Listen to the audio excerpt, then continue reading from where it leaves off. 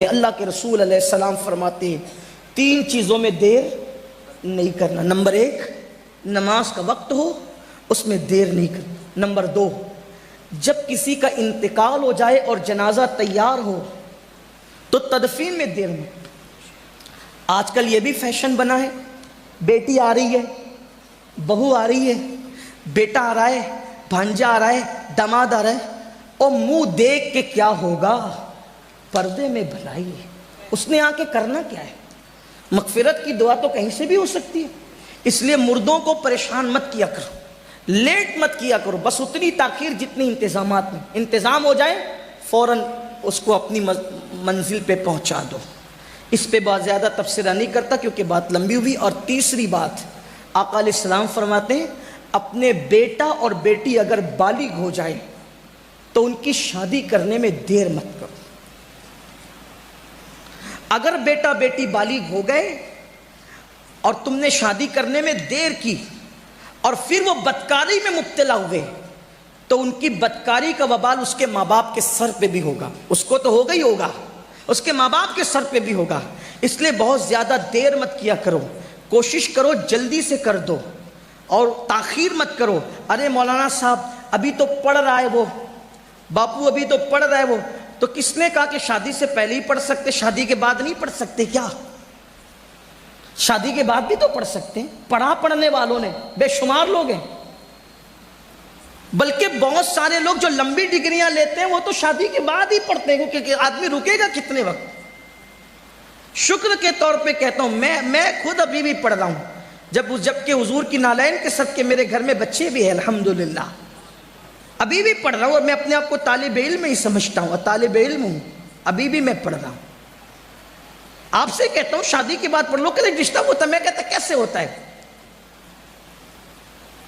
بچے حرام میں مبتلا ہو رہے ہیں۔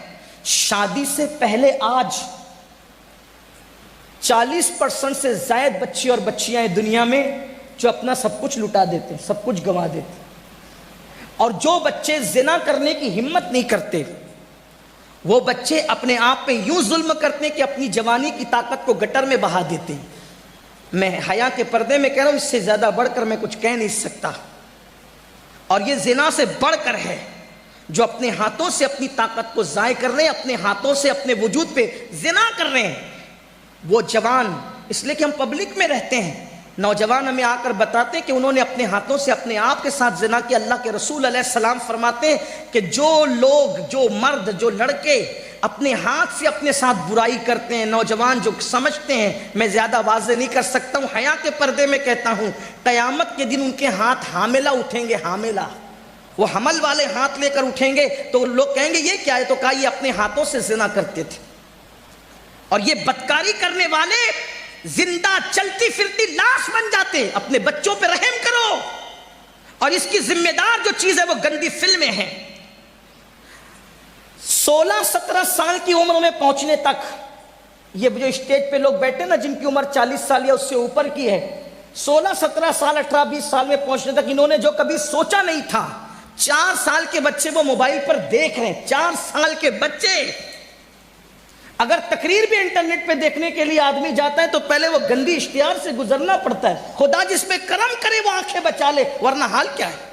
چھوٹے چھوٹے بچے اگر گیم کھیل رہے تو بھی وہ تصویریں ہیں، نعت سننی ہے تو بھی ظالموں نے وہ تصویریں بیچ میں ڈال رکھی ہے۔ سوچو، جو 16-17 سال 20 سال کی عمر تک کے پہنچ کر کے جو ابھی 40 سال کے لوگ ہیں، اس کا تصور نہیں کیا تھا۔ آپ کا 4 سال کا بچہ وہ سب کچھ اپنی آنکھوں سے دیکھ رہا ہے، ایک ننگی عورت کو، ننگے مرد کو وہ دیکھ چکا ہے۔ جب وہ 16-17 سال کی عالم میں پہنچے گا تو اس کا حال کیا ہوگا؟ اس لیے زنا پہ کنٹرول کا بہترین طریقہ ہے جلدی سے شادی کرنا۔